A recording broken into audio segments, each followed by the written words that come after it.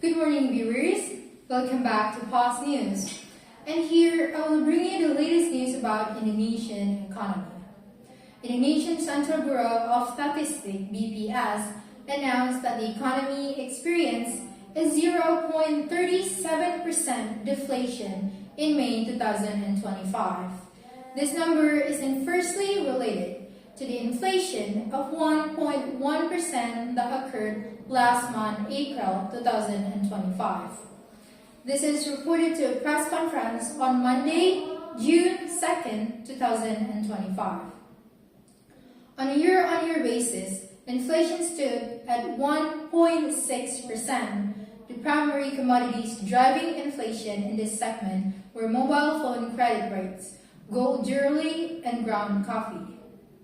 However, the Consumer Price Index (CPI) fell, and the biggest contributor to monthly deflation month-to-month was the food, beverage, and tobacco spending groupings.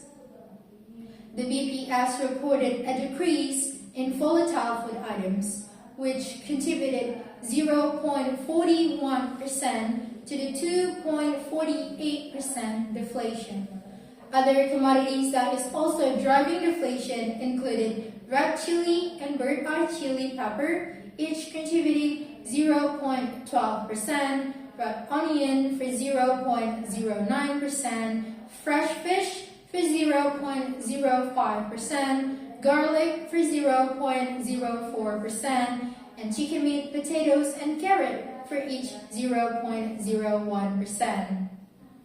Rice, on the other hand, contributed 0.01% to deflation, even though it was still typically experiencing inflation.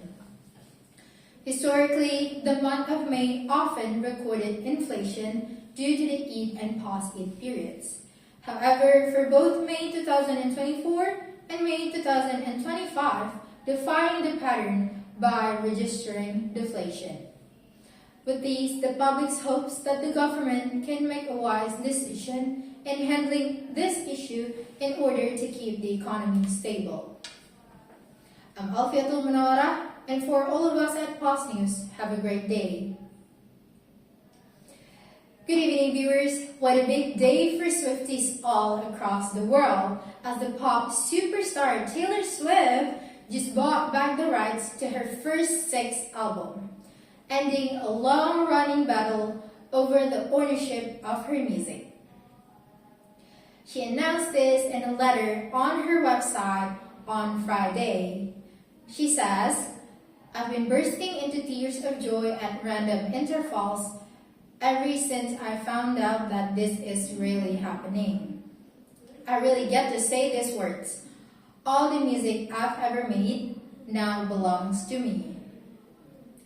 To give you a little background on what's happening, in 2019, her first record label, Big Machine Label Group, sold her entire music catalog against her will to Scooter Braun, and then purchased by Shamrock Holdings in 2020.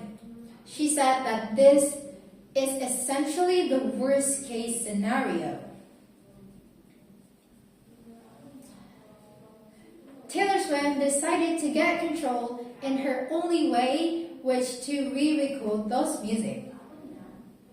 And with that, the project of making Taylor's version of each one of this album began. From 2021 to 2023, she re-recorded and published 4 versions of her albums: Fearless, Red, Speak Now, and 1989. Taylor's version of the album broke both commercial and chart records, and thus drive down the price of the originals. This experience of re-recording all her songs has encouraged her to embark on Taylor Swift The Eras Tour, in which she performed songs from various eras. The tour rapidly became a huge success. In her letter, Swift explained that the Eras Tour success is quote-unquote why I was able to buy back my music. Her fans supported her in such a big way and now she was able to buy back the recordings, music videos, and concert special from those eras. What happened to her has inspired a lot of other artists to negotiate to own their master recordings in their record contracts. Fans are now cheering for her now that she has full autonomy of her works. Again, big news for Swifties. We are reaching the end of this session. Thank you for your time and good evening.